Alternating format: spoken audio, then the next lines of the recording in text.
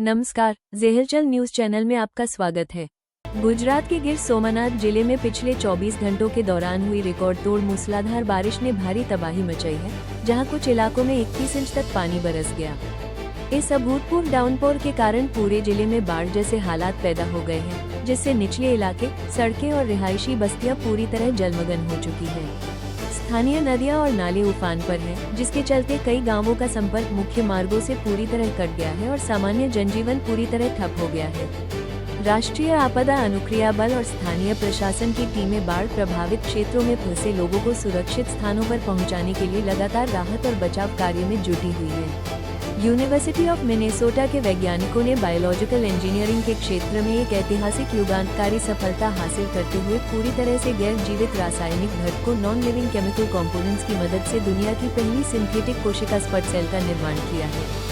वैज्ञानिकों का दावा है कि यह कृत्रिम कोशिका प्राकृतिक जीवों की तरह ही भोजन करने, बढ़ने और अपनी संख्या को विभाजित कर एक संपूर्ण जीवन चक्र को पूरा करने में सक्षम है, जो अब तक केवल वास्तविक जीव विज्ञान में ही संभव माना जाता था।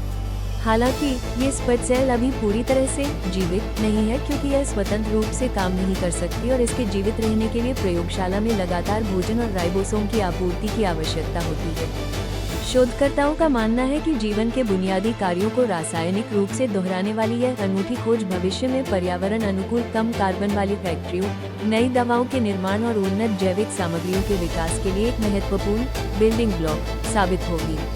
झारखंड के वित्त मंत्री राधाकृष्ण किशोर ने पुलिस मुख्यालय की कार्यप्रणाली से नाराज होकर अपनी सुरक्षा में तैनात सभी 16 जवानों और उनके लिए मिले 3 सरकारी वाहनों को वापस कर दिया है, जिसके बाद से वे बिना किसी सुरक्षा काफिले के सामान्य नागरिक की तरह यात्रा कर रहे हैं। दरअसल मंत्री ने अपनी सुरक्षा में तैनात 16 पुलिसकर्मियों के एक ही गाड़ी में फंसकर चलने की व्यावहारिक कठिनाई को देखते हुए पुलिस महानिदेशक से एक अतिरिक्त चौथे वाहन की मांग की थी।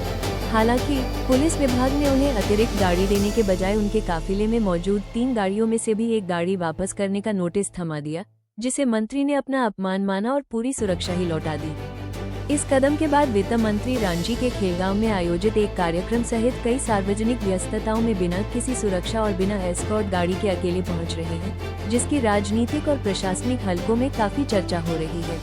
जापानी प्रधानमंत्री सनाए ताकाइची के 3 दिवसीय भारत दौरे और प्रधानमंत्री नरेंद्र मोदी के साथ द्विपक्षीय संबंधों को मजबूत करने के कदमों से चीन पूरी तरह बौखला गया है। चीनी विदेश मंत्रालय के प्रवक्ता गुओ जियाकू ने एक मीडिया ब्रीफिंग में तीखी प्रतिक्रिया देते हुए कहा कि 2 देशों के बीच आपसी सहयोग का मकसद किसी तीसरे पक्ष को निशाना बनाना या एक्सक्लूसिव ग्रुपिंग बनाकर क्षेत्र में टकराव और कूट को बढ़ावा देना नहीं होना चाहिए। दरअसल चीन को सबसे बड़ी टेंशन भारत और जापान के बीच क्रिटिकल मिनरल्स और मजबूत ग्लोबल सप्लाई चेन को लेकर बढ़ती रणनीतिक साझेदारी से है, क्योंकि वर्तमान में दुनिया के लगभग 90% रेयर अर्थ मिनरल्स की प्रोसेसिंग पर चीन का एक छत नियंत्रण है। इसके अलावा पीएम ताकाइची पूर्व में ताइवान के पक्ष में सख्त बयान दे चुकी है, जिससे उनके इस दौरे ने चीन की कूटनीतिक और आर्थिक चिंताओं को काफी बढ़ा दिया है। सोशल मीडिया पर बॉलीवुड अभिनेता आमिर खान को नेटिजन्स के कड़े विरोध और ट्रोलिंग का सामना करना पड़ रहा है। दरअसल एक हालिया इंटरव्यू या इवेंट के दौरान आमिर खान अपने बेटे जुनैद खान की मौजूदगी में अपनी तीसरी शादी को लेकर खुलकर बात करते और मजाक करते हुए नजर आए। इस वाकये पर सोशल मीडिया यूजर्स ने कड़ी आपत्ति जताई है और आमिर खान को असहज और शर्मनाक व्यवहार के लिए आड़े हाथों लिया है। नेटिजन्स का कहना है कि अपने वयस्क बेटे के सामने बैठकर अपनी तीसरी शादी के विषय पर इस तरह की चर्चा करना बेहद अजीब और पारिवारिक मूल्यों के लिहाज से शर्मिंदगी भरा है।